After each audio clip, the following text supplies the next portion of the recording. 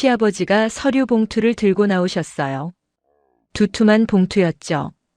테이블 위에 내려놓으셨어요. 할 말이 있어서 불렀다. 시아버지 목소리는 차분했어요. 근데 무게감이 있었죠. 큰아주버님이 물었어요. 아버지, 무슨 일이세요? 시아버지가 서류를 꺼내셨어요. 여러 장이었죠. 재산 분배 이야기다. 그 말에 다들 긴장했어요. 눈빛이 달라졌죠. 시아버지가 천천히 말씀하셨어요. 이 집, 회사 지분, 부동산, 내 이름으로 된 재산이 꽤 있어. 다들 알지? 아들들이 고개를 끄덕였어요. 본 영상은 실제 사연을 가상으로 표현한 작품입니다. 무료로 할 수 있는 구독과 좋아요를 눌러주시면 영상을 만드는데 힘이 됩니다. 시작하기 전에 어느 지역에서 듣고 계신지 댓글로 알려주시면 그곳으로 행복을 보내드리겠습니다. 이야기 시작하겠습니다. 안녕하세요. 저는 김아린, 올해 29이에요. 저는 가족이 없어요. 아니, 없었어요. 태어나자마자 고아원에 맡겨졌거든요. 부모님 얼굴도 모르고 자랐죠. 그래서 결혼이 그렇게 좋았어요. 드디어 저한테도 가족이 생겼다고 생각했거든요. 근데 현실은 달랐어요. 새벽 5시에 눈이 떠져요. 알람이 아니에요. 몸이 기억하는 거죠. 일어나야 한다고요. 조용히 이불을 걷고 일어나요. 옆에서 남편 민재 씨가 자고 있어요. 깨우면 안 돼요. 피곤하니까요. 부엌으로 가요. 불을 켜면 안 돼요. 시어머니가 깨시거든요. 깨시면 잔소리가 시작돼요. 어둠 속에서 밥을 짓고 국을 끓이고 반찬을 준비해요. 손에 익은 일이에요. 결혼한 지 3년이 됐으니까요. 3년 동안 매일 일했어요. 하루도 빠짐없이요. 아침 7시가 되면 식구들이 일어나요. 시아버지, 시어머니, 그리고 남편이요. 큰 아들 부부랑 둘째 아들 부부는 따로 살지만 명절이면 다 모여요. 저는 밥상을 차려요. 숟가락 놓는 위치도 정해져 있어요. 시어머니가 좋아하시는 대로요. 식구들이 밥을 먹을 때 저는 부엌에 서 있어요. 혹시 뭐가 필요하실까 봐요. 더 달라고 하시면 바로 드려야 하거든요. 할이나 국이 짜네. 시어머니 목소리가 들려요. 저는 고개를 숙여요. 죄송해요, 어머니. 다음엔 싱겁게 할게요. 다음엔. 맨날 다음이야. 잔소리가 이어져요. 저는 그냥 듣고 있어요. 대꾸하면 더 길어지거든요. 남편은 밥만 먹어요. 아무 말 없이요. 예전에는 엄마 그만하세요 하고 말렸어요. 근데 시어머니한테 혼나고 나서는 조용해졌죠. 시아버지는 더 말이 없어요. 그냥 밥 드시고 방으로 들어가세요. 존재감이 거의 없는 분이에요. 식사가 끝나면 설거지를 해요. 그리고 청소하고 빨래하고 다림질해요. 시어머니는 손 하나 안 까딱하세요. 고아라 그런지 손은 빠르네. 시어머니가 그렇게 말씀하세요. 농담처럼요. 근데 저한테는 칼처럼 느껴져요. 고아. 그 단어가 저를 따라다녀요. 결혼해서 가족이 생겼다고 생각했는데 여기서도 저는 고아예요. 먹여주고 재워주니 고맙게 살아야지. 시어머니가 자주 하시는 말이에요. 저는 웃으며 고개를 숙여요.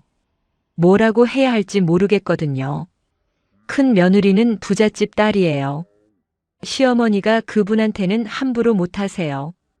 뒤에 집안이 있으니까요. 둘째 형님 며느리도 괜찮은 집안이에요. 친정 부모님이 가끔 오시거든요.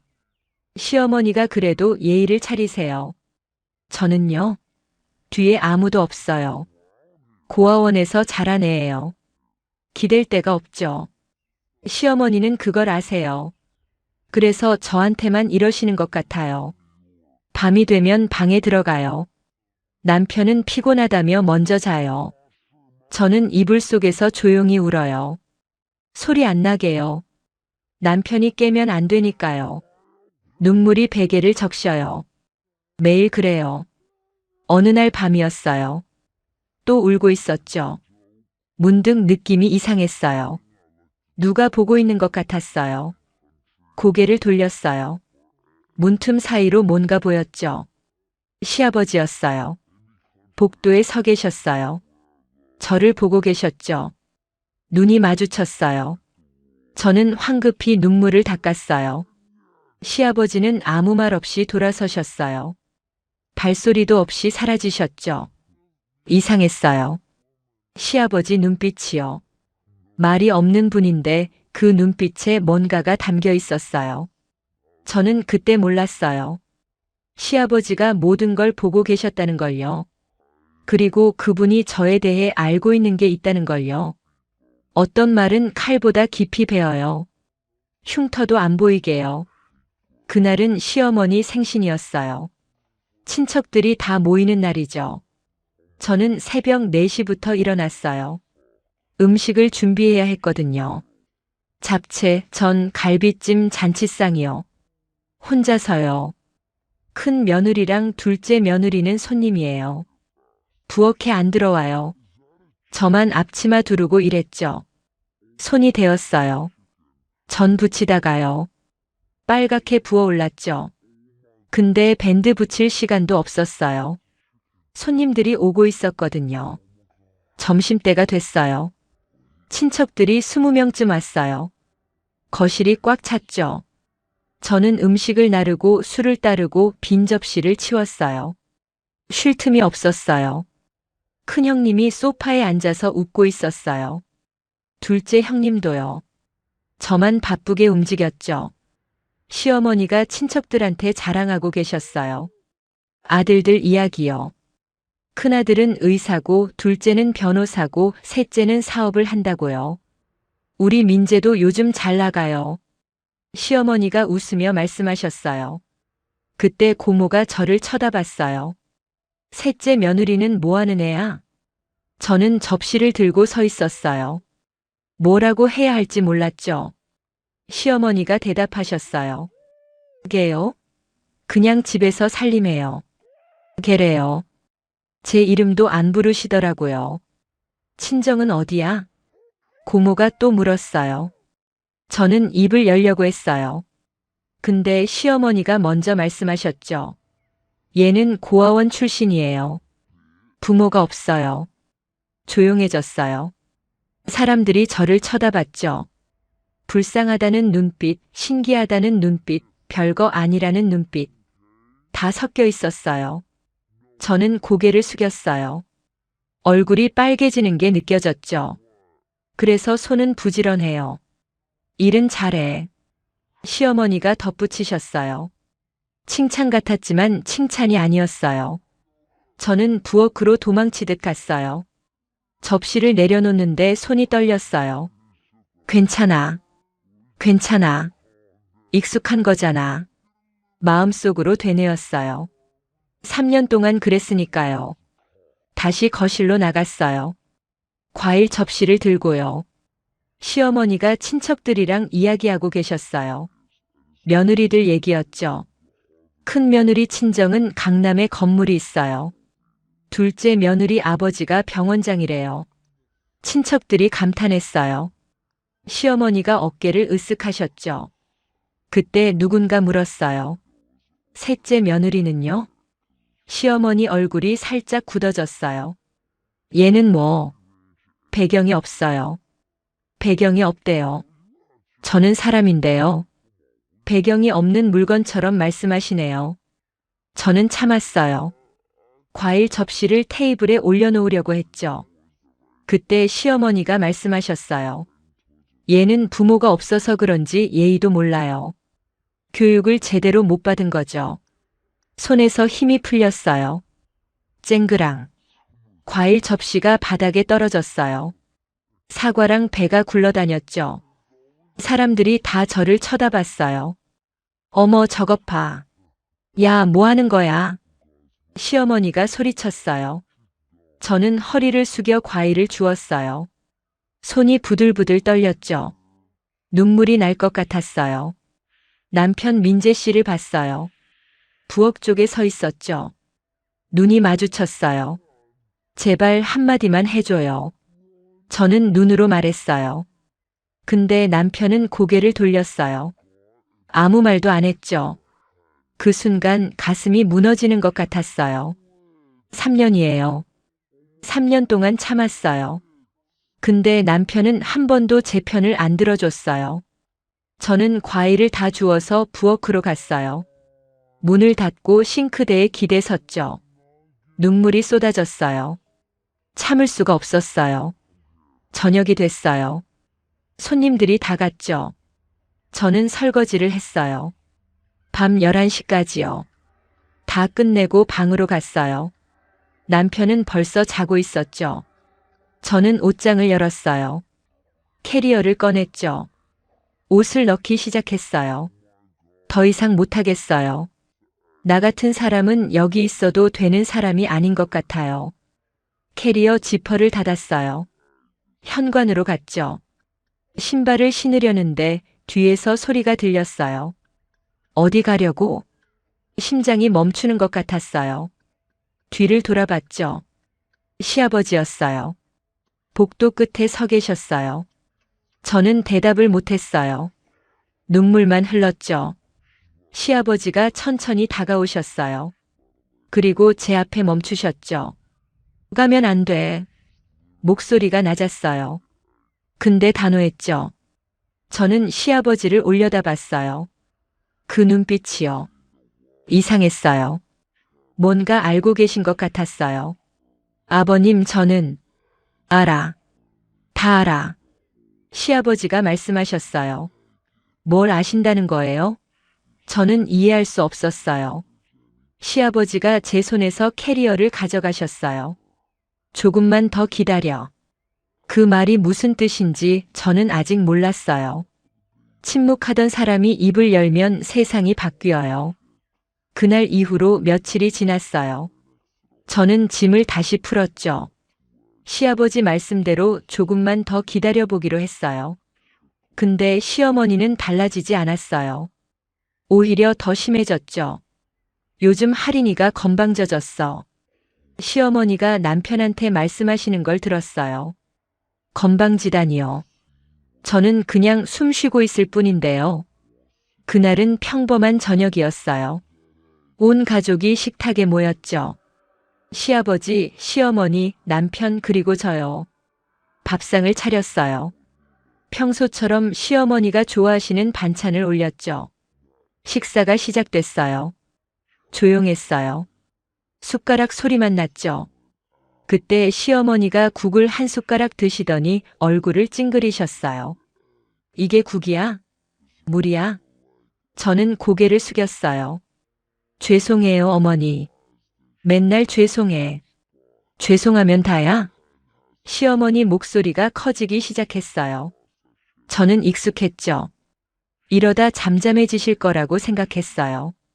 근데 오늘은 달랐어요. 대체 뭘 할 줄 아는 거야? 밥도 제대로 못하고 청소도 엉망이고. 청소가 엉망이라니요. 저는 매일 4시간씩 청소해요. 눈에 보이는 먼지 하나 없는데요. 저는 참았어요. 대꾸하면 더 길어지니까요. 고아원에서 뭘 배운 거야? 아, 배울 사람이 없었지. 그 말에 심장이 쿵 내려앉았어요. 숨이 막혔죠. 부모도 없는 애가 우리 집에 들어와서 밥 축내고 있으니. 시어머니가 말을 이으셨어요. 저는 고개를 더 숙였죠. 눈물이 나올 것 같았어요. 너 같은 애는 우리 집안에 안 어울려. 그 순간이었어요. 탁!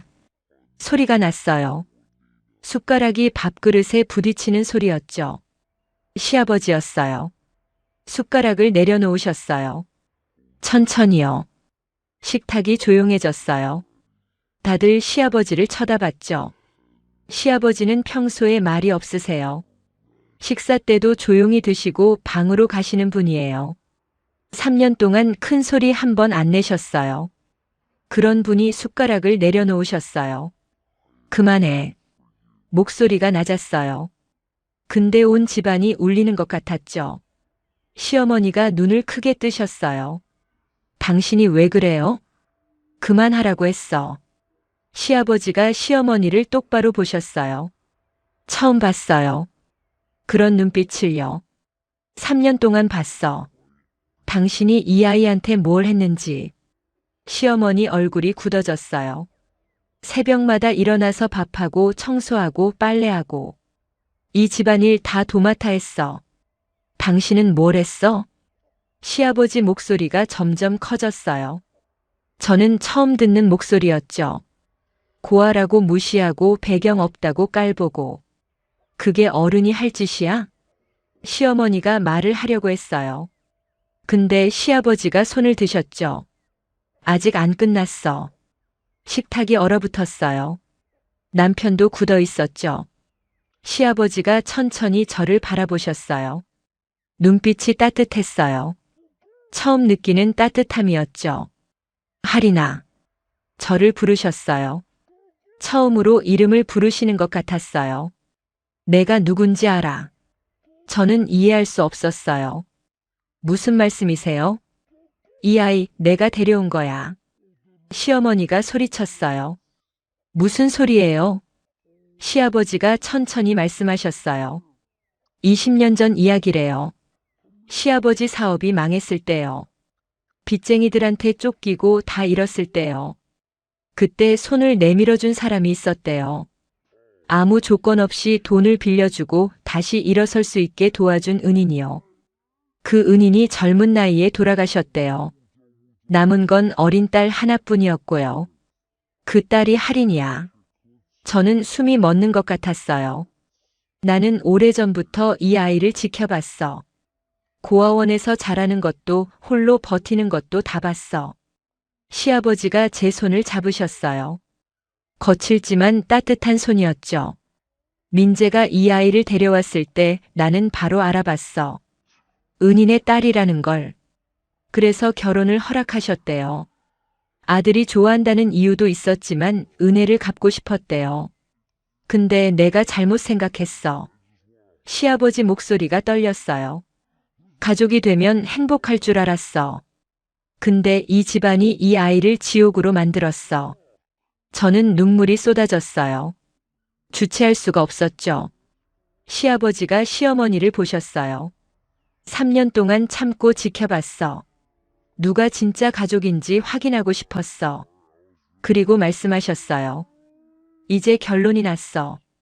가족은 약한 사람을 짓밟는 게 아니라 지켜주는 거래요.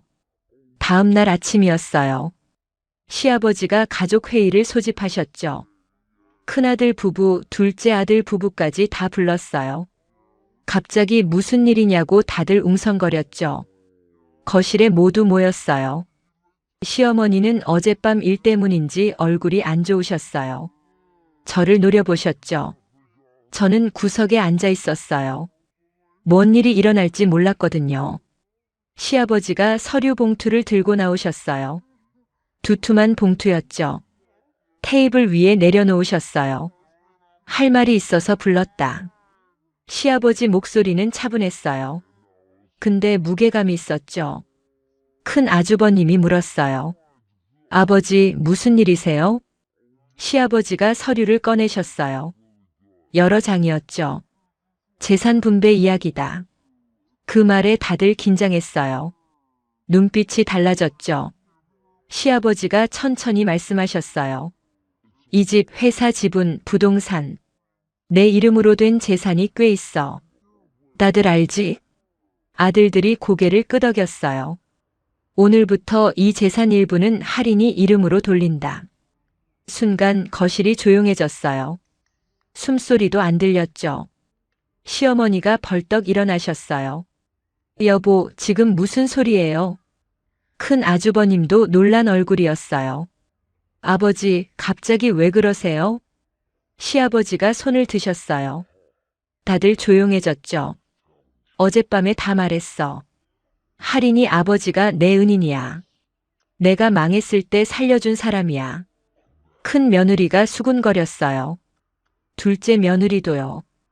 은인의 딸을 3년 동안 이 집에서 종처럼 부렸어. 무시하고 모욕하고. 시아버지가 시어머니를 보셨어요. 당신이 제일 심했어. 시어머니 얼굴이 빨개졌어요. 분노인지 수치인지 모르겠었죠. 고아라고 배경 없다고 깔봤지? 기댈 데 없으니까 함부로 해도 된다고 생각했지? 시아버지 목소리가 커졌어요. 그게 사람이야? 그게 어른이야? 시어머니가 말을 하려고 했어요. 근데 시아버지가 막으셨죠. 변명 듣기 싫어. 3년 동안 다 봤어. 시아버지가 서류를 펼치셨어요.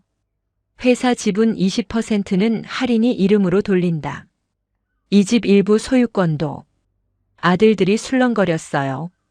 아버지, 그건 너무. 큰 아주버님이 말하려 했어요. 시아버지가 끊으셨죠. 너희도 마찬가지야. 동생 아내가 고생하는 거 다 봤잖아. 왜 아무 말도 안 했어?